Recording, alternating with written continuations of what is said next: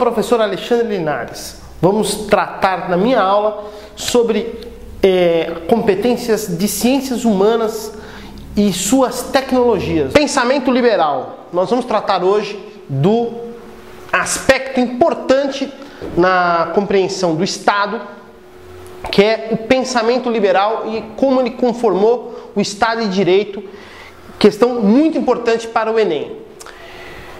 Antes do pensamento liberal ser um padrão no mundo,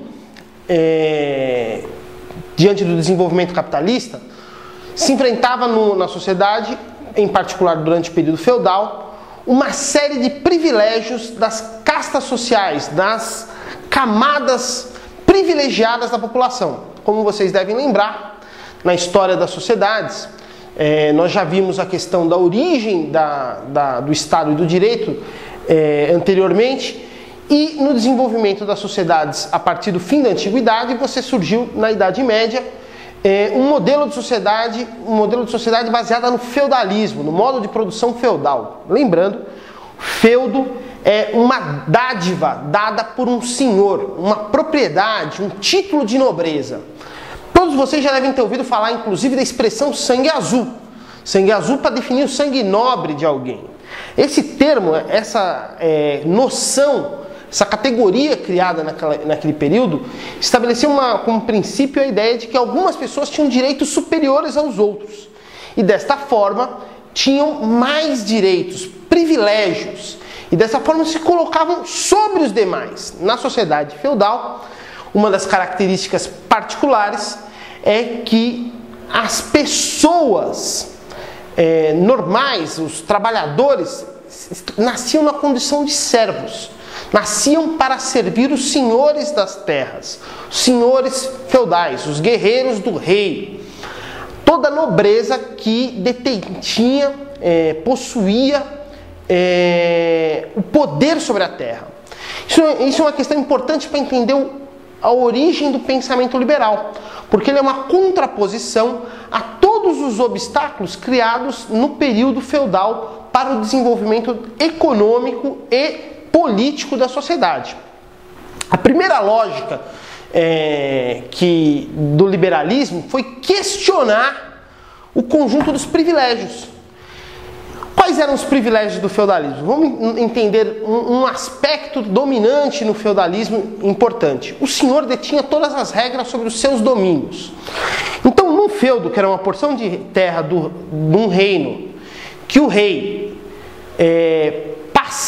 dava o direito a um senhor feudal sobre a base da relação de sucerania e vassalagem, ou seja, o vassalo era o senhor que devia fidelidade a um rei, rei era um sucerano de vassalos, ou seja, aqueles que deviam fidelidade a ele.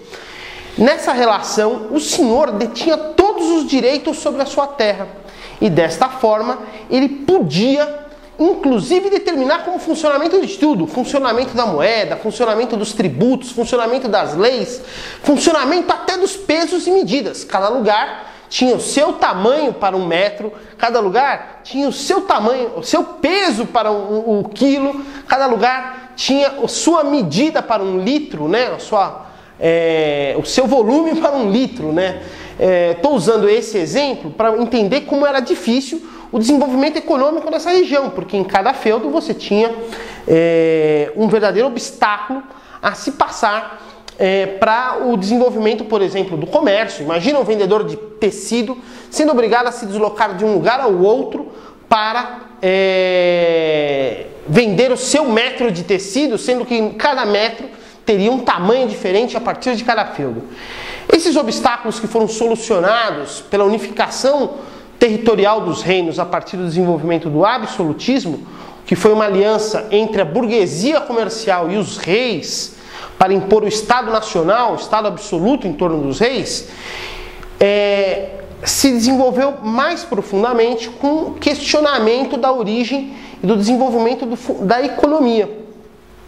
Na França, os primeiros a modificar as relações de privilégios passaram a pensar de onde vinha a riqueza. É daí que surge uma série de economistas que vão ser conhecidos como fisiocratas, que vão tratar que a origem da riqueza é a terra. Afinal, a lógica deles era mais ou menos o seguinte: não era do comércio que as pessoas ganhavam dinheiro, não era a riqueza não surgia do comércio, surgia o lucro, evidentemente, você comprava por um preço e vendia por outro, mas a riqueza não se ampliava com o comércio, ela era apenas uma forma de extração de dinheiro. O que os fisiocratas dizem? Que você gerava riqueza com a terra, porque afinal de contas, com uma semente você poderia plantá-la e ela, vamos imaginar, do milho, iria dar um pé de milho com 4 espigas. Essas 4 espigas de milho teriam centenas de sementes que você poderia plantar novamente e dariam centenas de pés de milho com 4 espigas cada um. E essas centenas de espigas de milho que você vai ter agora, você poderia plantar novamente e gerar uma verdadeira plantação gigantesca de milho. E dessa forma você gerava riqueza produzindo com a terra. Esse questionamento, essa lógica fisiocrata, que centra na produção agrícola como a fonte da riqueza das nações, vai ser questionada pelo pensamento liberal. O pensamento liberal essencialmente vai entrar em choque com todos os privilégios feudais, num determinado momento, impondo a lógica do comércio e a lógica da produção industrial mais adiante. Naquele momento, manufatureira, ou seja, produzida com as mãos, produzida nas manufaturas, que eram aquilo que nós podemos chamar de oficinas de trabalho manual, ainda pré-industrial. O desenvolvimento da Revolução Industrial vai se dar imediatamente ou em paralelo ao próprio desenvolvimento do pensamento liberal. Uma das características principais desse período foi o desenvolvimento da ideia de que, a partir do pensamento de Adam Smith na sua obra A Riqueza das Nações, é preciso racionalizar o desenvolvimento da economia. É daí que surge a própria noção mais científica da divisão do trabalho.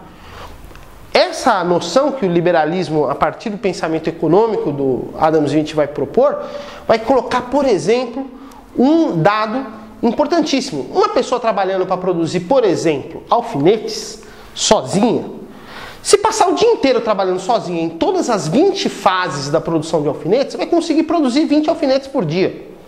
Agora, se você colocar as 20 funções ocupadas por cada uma pessoa para executar uma tarefa diante da produção do alfinete, todas essas pessoas vão produzir milhares de alfinetes no dia, porque cada pessoa vai se especializar com o seu pedaço da produção. Isso, na divisão do trabalho, é o ganho de produtividade, o aumento da produtividade. O próprio liberalismo vai demonstrar que a produção se desenvolve intensamente com a racionalização dela, com ela ter cada a sua função específica no processo produtivo. Davi Ricardo vai ter uma outra formulação muito importante que vai influenciar os pensamentos posteriores ao liberalismo. Ele vai ter a noção de explicar que a riqueza tem origem no trabalho. É o trabalho a fonte de toda a riqueza. Na verdade, ele vai muito mais longe do que os fisiocratas, que achavam que a riqueza estava na terra.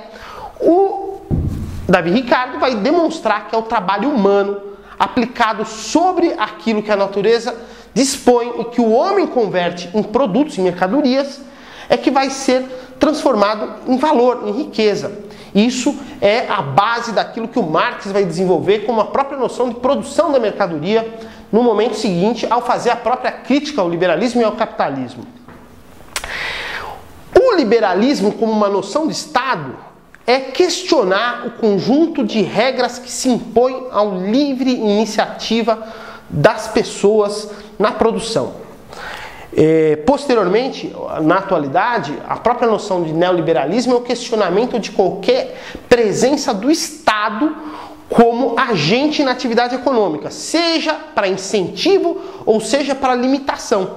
Por exemplo, uma das grandes questões que havia no mundo feudal na produção econômica é que tudo que era produzido por corporações de ofício, ou grêmios de ofício, que era o nome das uniões em que os artesãos organizavam para produzir as coisas.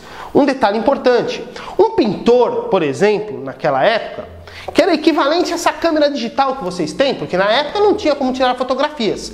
Para tirar fotos, você contratava um pintor que faria um quadro de você. As corporações de pintores exerciam um trabalho de educação e desenvolvimento de novos pintores, mas sempre limitados àquilo que o dono da oficina queria. Nunca havia mais concorrentes para o desenvolvimento de novos pintores para baixar o valor da pintura. Isso era uma limitação, porque o rei, em geral, dava uma carta permitindo ao pintor produzir a sua pintura só ele. O pintor que tem o direito de pintar um quadro para alguém, ele tem esse privilégio dado para o rei. Isso não permitia concorrência, não poderia ter duas oficinas de pintura na mesma cidade ou região.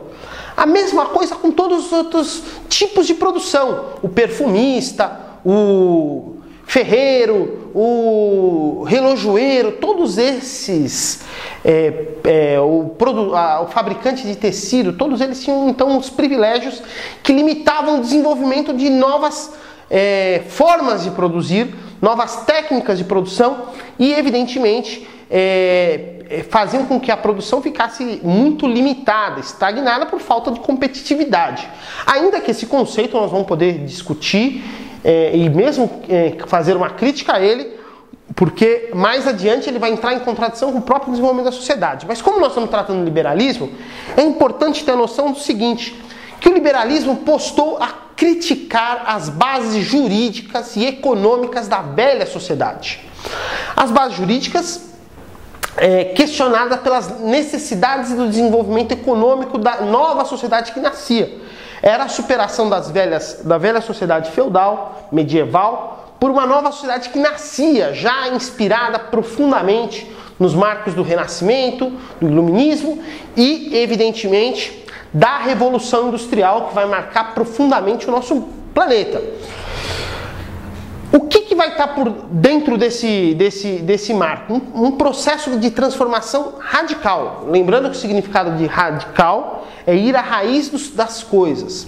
A raiz dos problemas da sociedade na época estavam ligadas às regras como elas se organizavam, às regras dos privilégios, às regras que impunham limites ao livre desenvolvimento da sociedade. Nesse sentido, marcos revolucionários importantes da sociedade, como a Revolução Inglesa e a Revolução Francesa, vão ir diretamente no questionamento desses privilégios.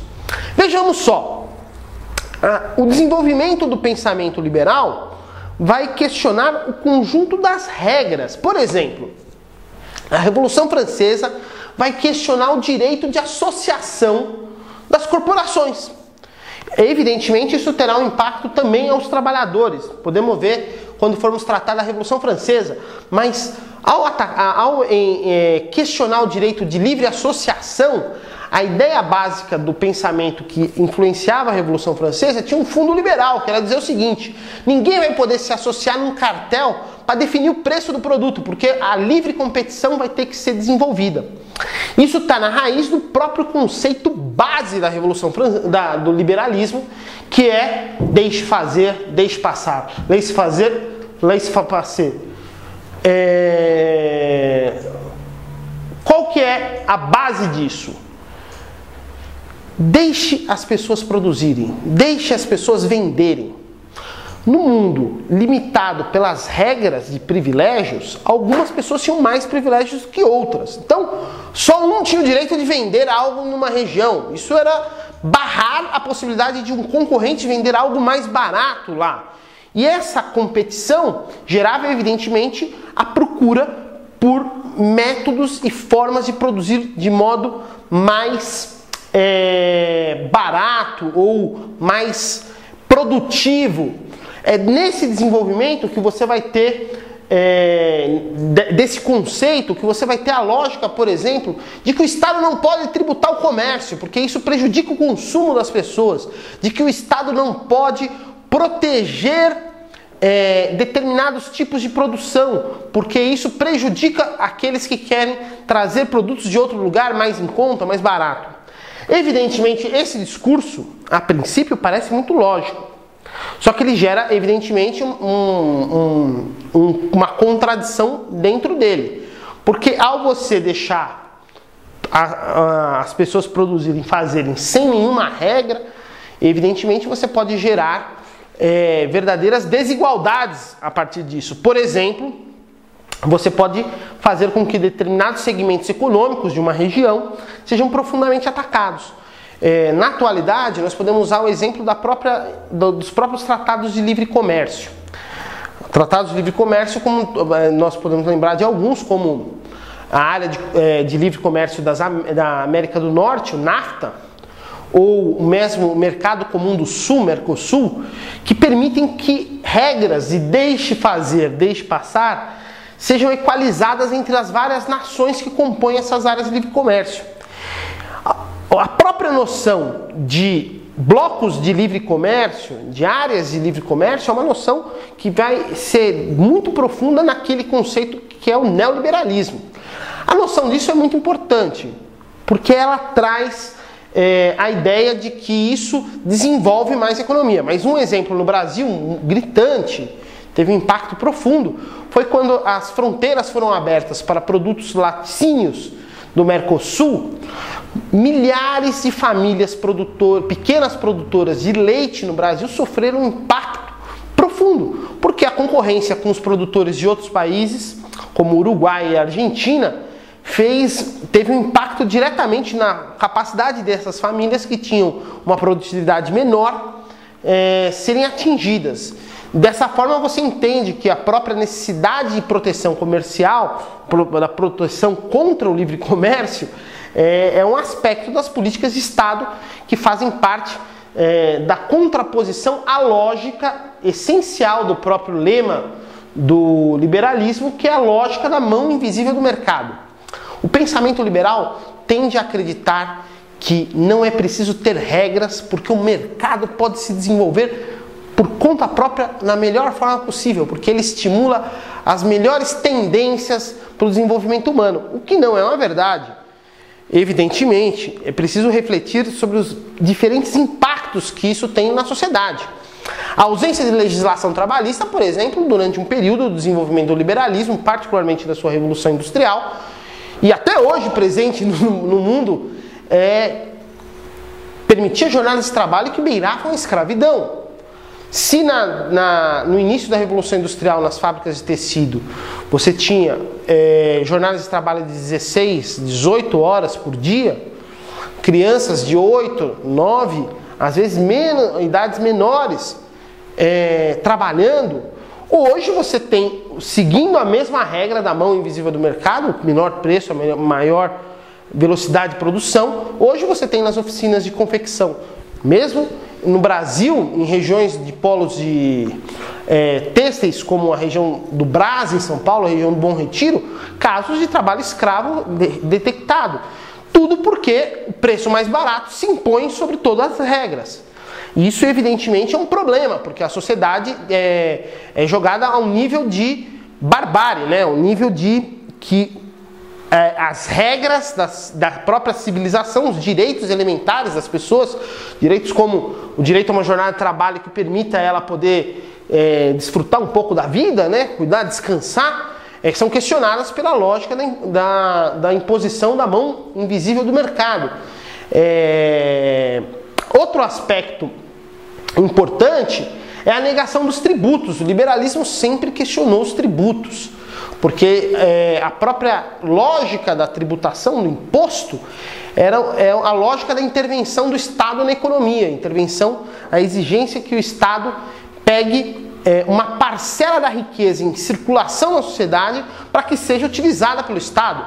Evidentemente, aqueles que são donos das empresas questionam e fazem campanhas profundas contra os impostos, porque eles não querem que parte dos seus lucros, os seus ganhos, sejam repartidas com a sociedade, porque o imposto, evidentemente, tem como função desenvolver serviços públicos.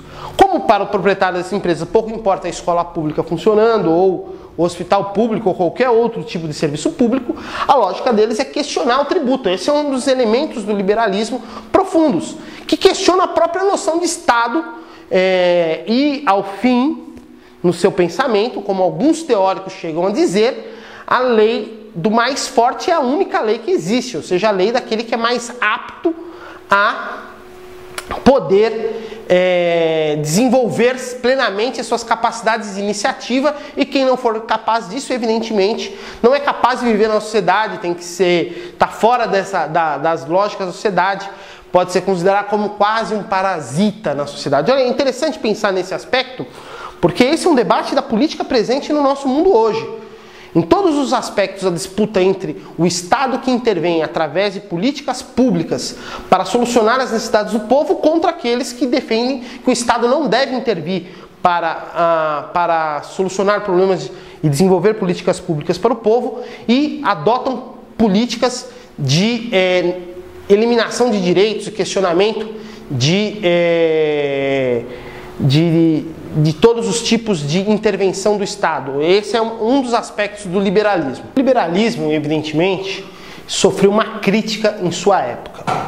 A crítica ao liberalismo era o questionamento do seu desenvolvimento e dos impactos que o seu desenvolvimento tinha sobre as camadas sociais mais desprotegidas, ou seja, pelos que estavam mais vulneráveis às regras impostas pela lógica liberal. Ou seja, todos aqueles que eram submetidos à profunda exploração desenvolvida no interior da Revolução Industrial e descobertas de proteção diante do Estado, ou seja, descobertas de direitos, passam a sentir na própria pele o significado do deixar fazer, deixar passar. Esse impacto teve como primeira reação dos trabalhadores, particularmente, a reação de ataque àquilo que as pessoas imaginavam ser a causa das condições de vida que viviam. Isso, no desenvolvimento do liberalismo, o primeiro alvo encontrado foram as próprias máquinas. Um movimento na Inglaterra importante, criticando o desenvolvimento industrial, criticava o uso das máquinas na produção de mercadorias, particularmente na produção têxtil, na produção de tecido.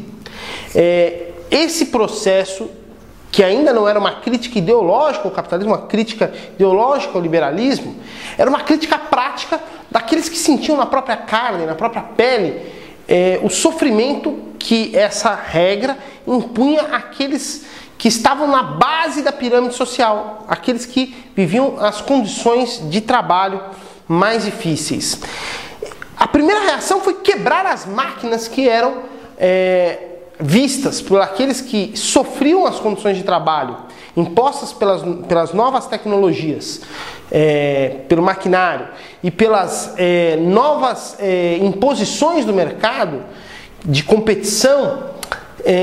Fizeram com que os primeiros trabalhadores enfrentassem o maquinário com sabotagens. O nome desses grupos passaram a ser conhecidos na história como ludistas, em homenagem a um personagem controverso, lendário, chamado General Lud. General Lud seria, na história, um personagem que teria organizado multidões de trabalhadores para destruir máquinas. Outra versão da história dizia que era um filho de um trabalhador que, revoltado com a ausência do pai em casa, um filho que deficiente, revoltado com as condições de ausência do pai em casa, um dia entrou na fábrica e destruiu os teares aonde seu pai trabalhava, para que o pai pudesse voltar para casa na medida em que a exploração da indústria nascente tirava o trabalhador da sua casa e da sua vida familiar. Essa crítica, evidentemente, uma crítica prática, ela se desenvolve posteriormente com inúmeras críticas teóricas, ou não apenas teóricas e práticas simultaneamente, mas críticas profundas à lógica do liberalismo. No próprio desenvolvimento da Revolução Francesa, é importante lembrar do surgimento de um personagem importante. Gracchus Babeuf era o nome de guerra dele, um codinome dele, conhecido no movimento revolucionário francês, da última fase da Revolução Francesa, que pregava que o funcionamento revolucionário da sociedade aberta, pelos lemas da igualdade, da fraternidade e da liberdade, né, bandeiras da Revolução Francesa, a bandeira tricolor da Revolução Francesa, que a liberdade, a igualdade e a fraternidade fossem postas na prática com uma igualdade material das pessoas. Esse conceito de crítica ao liberalismo, ao desenvolvimento capitalista, ele é baseado na seguinte lógica: é injusto as pessoas serem desiguais. Então ele queria que o Estado impusesse a igualdade de vida para as pessoas. Todo mundo teria as mesmas coisas. Era a lógica dos igualitaristas. Ele, inclusive, foi profundamente perseguido, atacado, criticado em sua época por aqueles que queriam, evidentemente, o direito à propriedade. Uma das bandeiras da própria Revolução Francesa, dentro das suas constituições, era que os direitos à liberdade, à igualdade e à fraternidade se somavam ao direito à propriedade.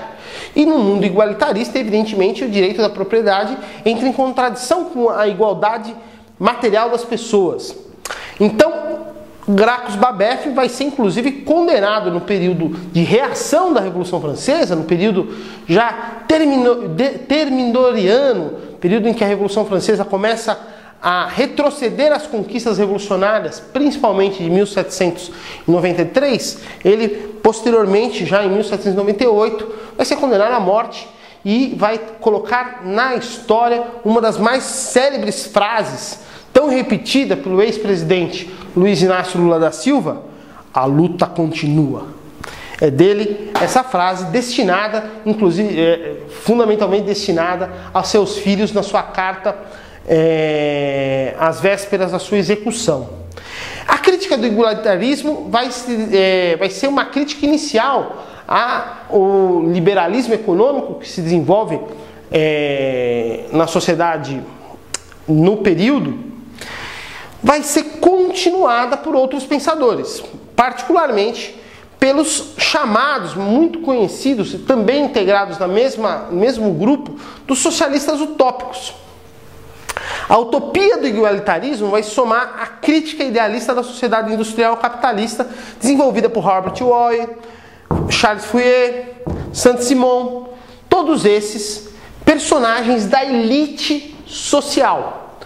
São industriais, mesmo nobres, que ao encararem o desenvolvimento da sociedade, vão se chocar profundamente com as injustiças desenvolvidas por ela. Eles vão iniciar um tipo de crítica a essa sociedade baseada num tipo de sentimento humanitário. Ainda não se trata apenas de uma ideia de caridade, mas a lógica deles, na verdade, era criticar as mais profundas injustiças desenvolvidas pela sociedade industrial, tentando corrigir o funcionamento da sociedade por bases da boa vontade. Mesmo que eles vão ter uma contribuição importante na crítica ao sistema industrial capitalista, ao desenvolvimento das favelas, dos cortiços, das péssimas moradias urbanas para os trabalhadores, das condições terríveis das fábricas. Eles vão criticar isso profundamente e buscar soluções. Em alguns casos, o próprio desenvolvimento de sociedades alternativas. O caso da tentativa de buscar criar vilas operárias que fossem autossuficientes sem depender do mercado capitalista em curso foi uma tentativa importante desenvolvida por esses pregadores de uma nova sociedade baseados nessa profunda sensibilidade contra a exploração social. Esse pensamento crítico deles vai ser reformista, eles buscam reformar a sociedade. A lógica deles pode ser explicada da seguinte forma: eles encontram uma sociedade em que eles vivem e que eles encontram coisas erradas nela. A lógica pensada, estabelecida por eles, visa não olhar as bases dessa sociedade e da onde vêm os problemas dela, mas sim a forma como ela está instituída. Então eles imaginam que é possível reformá-la, corrigir as injustiças sem questionar a sociedade tal como ela é. Buscar soluções que não entrem em choque com a própria sociedade, as próprias bases dessa sociedade. Esse tipo de crítica pode ser conhecida como uma crítica reformista, uma crítica que busca, ao invés de fazer a mudança radical da sociedade, fazer uma mudança gradual da sociedade a partir do acúmulo de modificações boas para a população, ainda que, do ponto de vista concreto, todas elas pecam por uma noção não científica, não analisando o próprio funcionamento e as origens dos problemas. Para usar uma metáfora um pouco simples para explicar isso, nós poderíamos imaginar o seguinte: a sociedade é como uma torneira vazando, em que os socialistas utópicos queriam solucionar o problema do chão molhado. Só que ao invés de buscar fazer a crítica até chegar no vazamento da torneira, para eles buscavam com todo o esforço possível enxugar o chão da sociedade para tentar diminuir as mazelas sociais desenvolvidas pela sociedade capitalista nascente. Evidentemente, cada vez que se enxugava o chão molhado, a torneira continuava a pingar e produzir mais injustiças. O desenvolvimento das críticas à sociedade, ao socialismo utópico, o desenvolvimento deles vai surgir algumas concepções, algumas utópicas ou banhadas ainda nas noções do socialismo utópico, como o anarquismo, e uma nova formulação crítica, uma crítica profunda à sociedade capitalista, que vai ser conhecida como socialismo científico, que eu já vou tratar. No anarquismo, da qual nós temos alguns exemplos aqui, Proudhon, Bakunin. Proudhon ficou muito conhecido por uma frase célebre: a propriedade é um roubo. Vai fazer uma crítica já mais radical à sociedade capitalista, indo às raízes dos clássicos lados, principalmente indo trabalhar com as noções estabelecidas pelo Rousseau no seu discurso sobre a desigualdade entre os homens, dizendo que a base dos problemas da sociedade é a propriedade, que é um roubo da parcela da propriedade geral de toda a sociedade. Evidentemente, Proudhon é um adepto ainda de uma concepção individualista da crítica social. É dele noções que vão estabelecer, inclusive, a noção de um tipo de cooperativismo, da qual as pessoas podem solucionar os problemas do mundo se cooperando, sem fazer a crítica profunda ao Estado. Isso é um aspecto que o Proudhon vai formular. Bakunin, que é contemporâneo de Marx, assim como Proudhon, de Marx e Engels, outro contemporâneo, já vai ser um elemento do anarquismo, desdobrando o próprio Proudhon, que vai radicalizar a ação anarquista contra aquilo que é a fonte da injustiça para a concepção anarquista, que é o Estado. No fundo, o anarquismo é uma radicalização do liberalismo contra o Estado, numa concepção que busca dizer que os indivíduos livres resolveriam todos os problemas da sociedade, livres da opressão do Estado, que, evidentemente, sendo um Estado de classe, um Estado submetido a interesses de uma determinada classe social em cada época, seria a causa e a razão de todos os problemas. Por isso o anarquismo tem como objetivo a própria noção de fim do Estado. E essa concepção anarquista é profunda, ao ponto de recusar a própria disputa política do Estado, essa sendo uma das mais profundas divergências com o que vai ser a doutrina do socialismo científico, a doutrina do marxismo, concepção baseada nas ideias de Marx e Engels e continuada por outros pensadores. O socialismo científico, ele pode-se dizer, busca fazer a crítica científica da sociedade capitalista.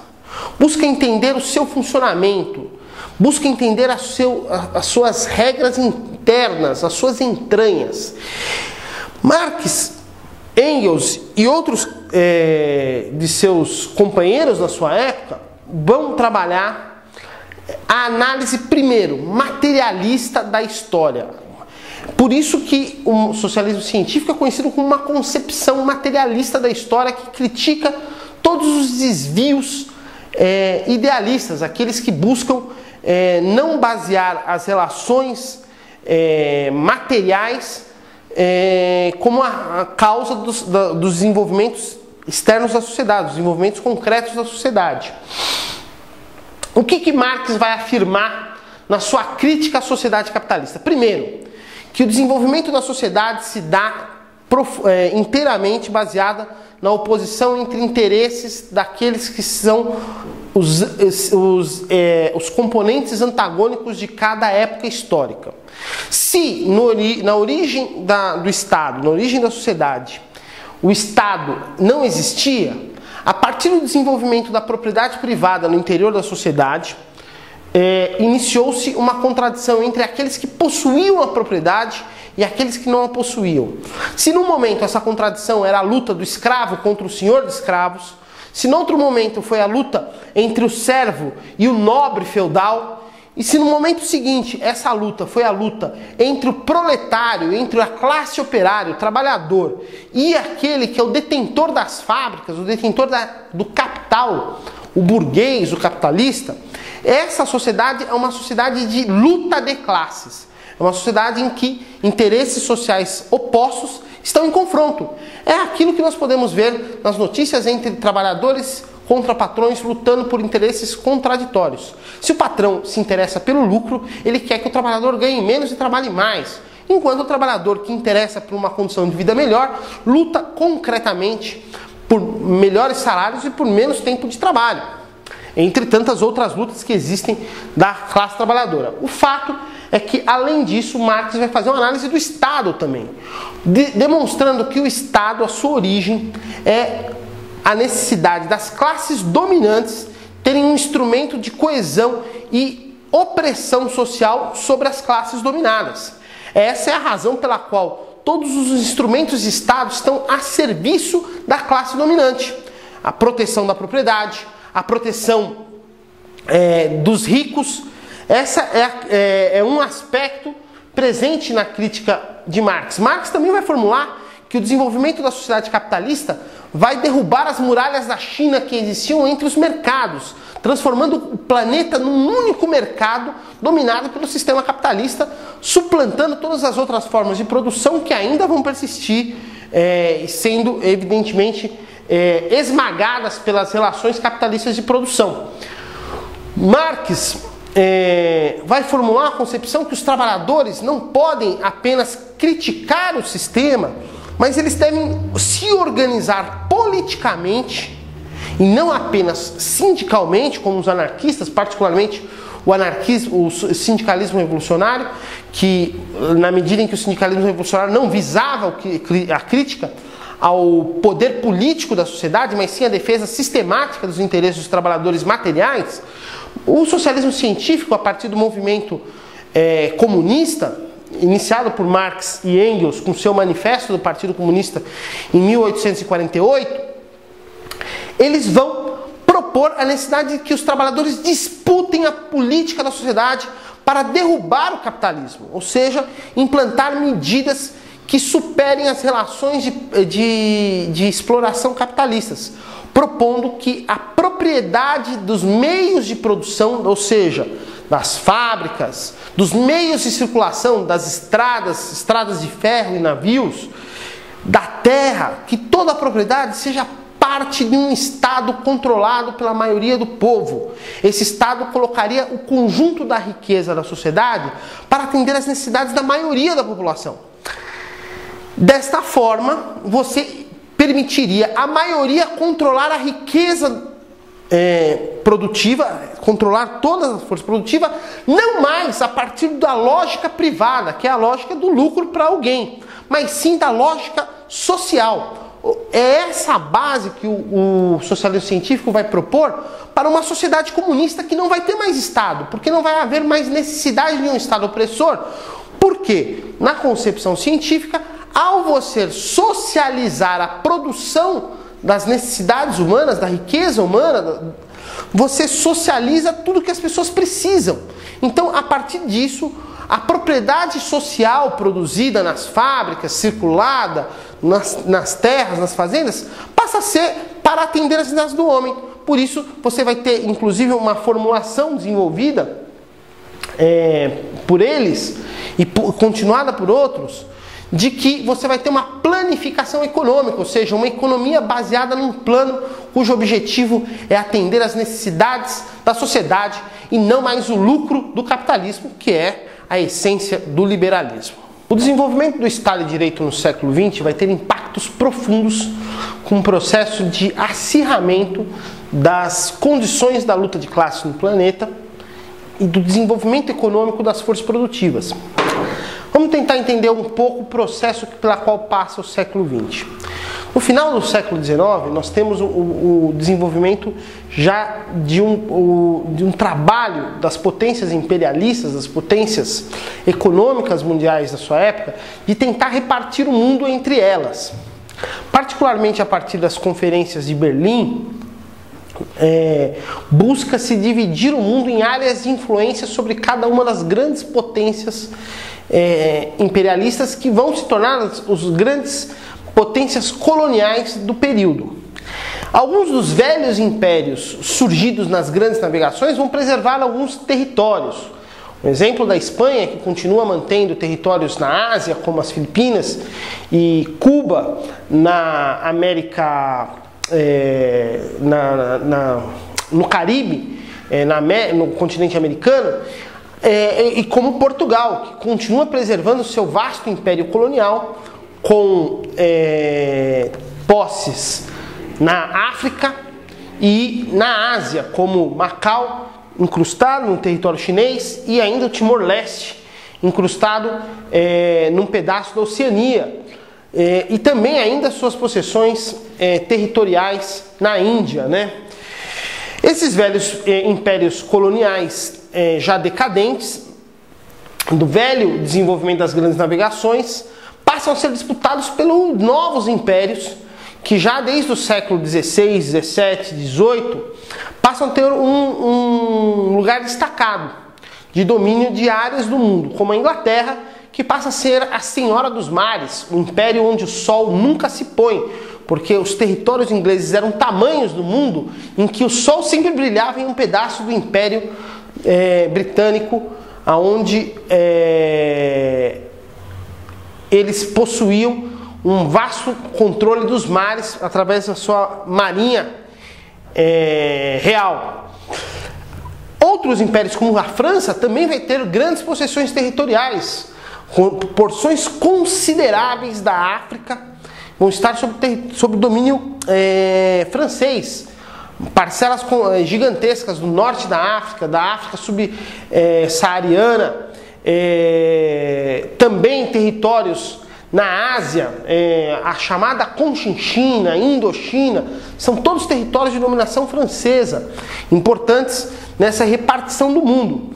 E, evidentemente, já os Estados Unidos, no final do século XIX, principalmente a partir da Guerra Hispano-Americana, em que os Estados Unidos passam a derrotar o Império Espanhol, expulsando as tropas espanholas no processo revolucionário cubano de independência, expulsando elas da América Central, né, do Caribe, na América, e também expulsando os espanhóis das Filipinas, passam a executar um processo profundo de dominação do seu território americano. A América para os americanos, o discurso da doutrina Monroe, será a ideia básica que a América do Sul, a América Central, vão ser o quintal dos Estados Unidos.